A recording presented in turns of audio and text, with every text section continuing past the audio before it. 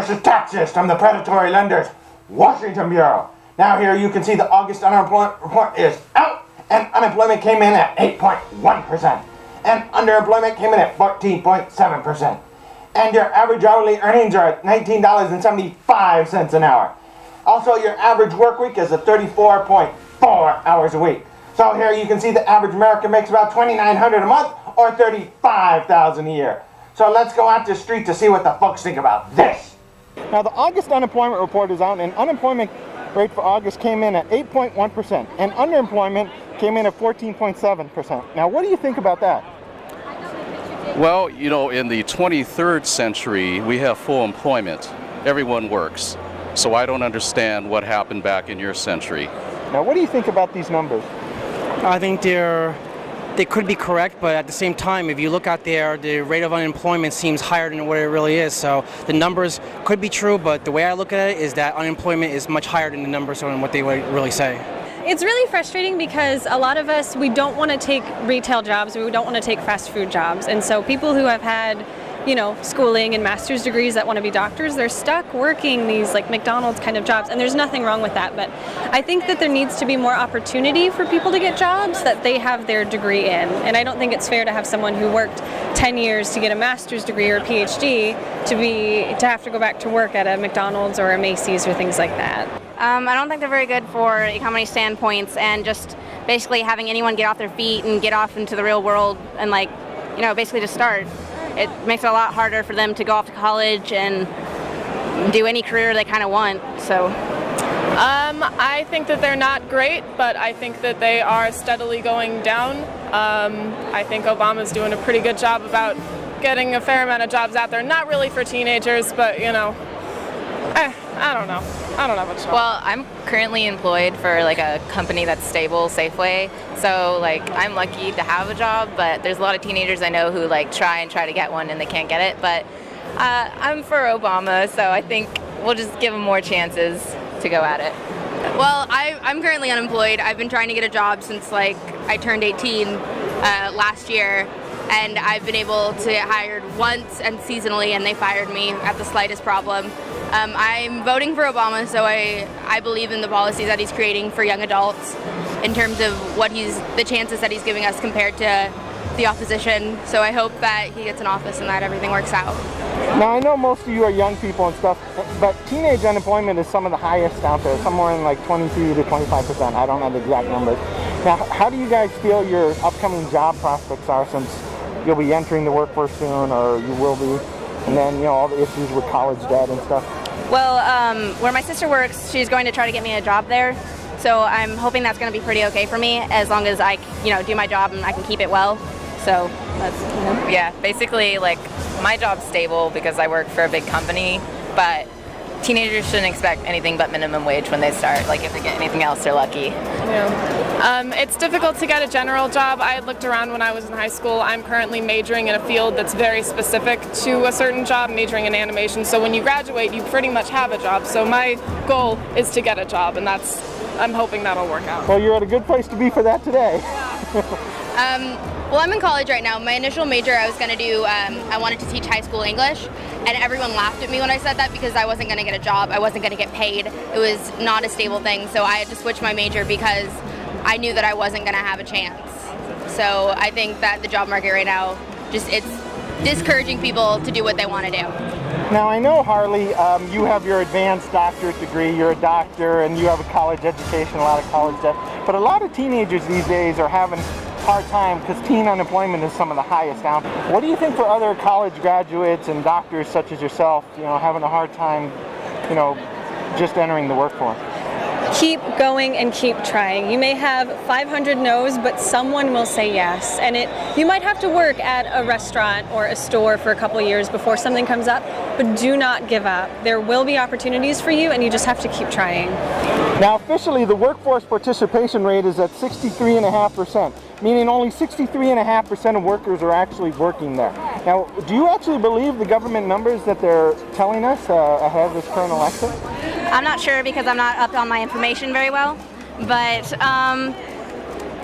Some of the time, maybe it's a little way off, but I'm not sure which way it turns. So Same, like you never know what the government's going to tell you that's true and not true, so you just kind of have to hope that it's around the numbers so we can guesstimate. I don't really believe that. I think that a lot of people are trying to find jobs, and I mean, I can't imagine that people are really like not working in the workplace, but I don't know. I don't really believe it.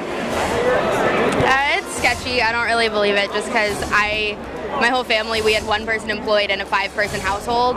So I don't think, like, it can't be what they're telling us. Well, it makes sense to me, especially if the person who's running the government right now is trying to run for re-election. You would think they'd want to fudge the numbers a bit. But if they're telling us bad numbers, it must be true. Do you actually believe these numbers that the government's telling us? No, I don't, because a lot of times when the government gives us numbers, the numbers are meant to placate the masses out there. And so when they're giving us numbers, again, it's up to us to decipher what that means. And numbers, as anything else, statistics can be fudged, it can be manipulated, and it can be twisted to what they want to portray. So I look at it as it's inaccurate. I think that you do your research. That's all I can really say. I mean, the government can tell you one thing and really mean another. So do your research, Google, encyclopedia, all of those things, because you have the right to have an opinion just as much as everyone else does. So if you feel that you're being cheated, do your research, back up your facts, and it'll go somewhere. Now, you actually said in the 23rd century it was? Yes, that's that correct. you have full employment. Now, how were you able to get full employment in the 23rd century? Well, we have a lot of opportunities to explore different worlds and so on, and so you needed a lot of people to man various ships and various shuttlecrafts and so on. The Federation actually is looking for good people right now, and if any of you are interested who are looking for a job, would like to time travel to the 23rd century and come work for the Federation, there's plenty of jobs out there. Now, the average hourly earnings for all workers are $23.52, but the non-supervisory workers make $19.75 an hour. And your average work week is around 34.4 to 40 and a half hours. Now, do you actually believe this is what the average American is making? I could probably answer this the most because I get probably roughly 34 to 40 hours a week as well, and I'm a teenager, so I kind of believe that, but I don't make that much money.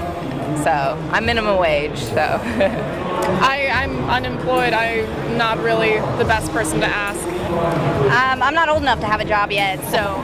I think for a selective sample, yes, but as a whole, including all the people who are part-time, the people who work very few hours, I don't think that's an average. But if you take the entire United States, I don't think that's accurate, because the sample should be smaller than that. I don't think people, again, there's a lot of people who maybe just gave up, and they don't figure into the numbers. And so if people are not working and just not applying for unemployment, just staying at home, or the people who are just like I said, giving up, those numbers are not figured into the final equation. So again, the numbers can be skewed as they see fit. I don't understand the question. In the 23rd century, we don't use money and we don't pay people. We just work and we live. Do you believe these numbers? As sad as it is, I do. I think, but the problem is that if we keep raising the minimum wage, it makes the dollar worth less. So the more you raise it, it's just going to keep becoming this cycle of we have to keep raising it because we're not making enough as minimum wage. Do you believe that raising the minimum wage actually creates greater unemployment? Because a lot of people say to raise the minimum wage, but employers argue the opposite, that it makes it harder to hire. I think it just creates more problems all around because it doesn't help the economy, and the dollar value keeps going less and less and less. And so it's just a tough battle either way. I mean, for me, I take money is money to me. I will take $5 an hour working at a cashier because it's money. It pays the bills. I know for some people that's difficult though, and if a lot of that has to do with a degree too, because if you have a degree, you're paid more. Well, you got a doctorate. Yeah, I have a doctorate, so I know what I'm talking about. But money is money, and if you feel that you're being underpaid, fight it. Go to your supervisor, go to human resources, because some jobs are really underpaid, and it's not fair. I mean, things aren't fair, but I think that there is a way around it. You just have to be willing to stand up and fight for it. What side do you think are skewing these numbers? I'm not really sure. I know exactly what side is skewing these numbers. The Mitt Romney crowd, they like to say that Obama didn't produce enough jobs, but let me just say, 8 years with Bush takes a lot more to clean up than 4 years. They say he's not producing jobs. He's been producing jobs, just not like everybody's employed yet, so he's doing a good job. It's getting there. It takes a lot more time than 4 years, and they're not letting Obama do the policies that he's wanting to. So give him 4 more years and he'll have the chance to do all he wants. Now, I know you're part of the press, your employer, the Green Hornet, works for newspaper and stuff like that. Yes, now, that's right, the Daily Sentinel. Would you say the Daily Sentinel is actually giving us accurate reporting? You know, anything's possible, but at this point, the numbers, it is what it is. So, any other media industries that you would believe besides the Daily Sentinel and hopefully the Daily Planet? Find your information online. Go to different sources. Don't believe everything you read. And when you're looking for the information, try to find information that's given by non-media, big conglomerate supported media. So that's where you're going to find the best information. We're going to have some tough times because I've known a little bit about your century because my people have done space flight. What do you think of the 21st century, them canceling the space program? Do you think that's a good thing or a bad thing? Oh, definitely a bad thing. I mean, if you continue on this particular journey at this point, this particular path of not sending people off to explore other planets, then by the time we get to my century, I might not be around. Is there any particular thing that we could help to get the space program going on this planet? Well, I think if more people get into Star Trek and watch more Star Trek movies and TV shows and the upcoming movie that will be released next year, I think that'll get more people excited about space exploration, and we might be able to encourage our government, or your government that is, in the 21st century, in fact other governments as well throughout your world, to fund more space exploration programs. Okay, so in closing, is there any last minute things you'd like to say?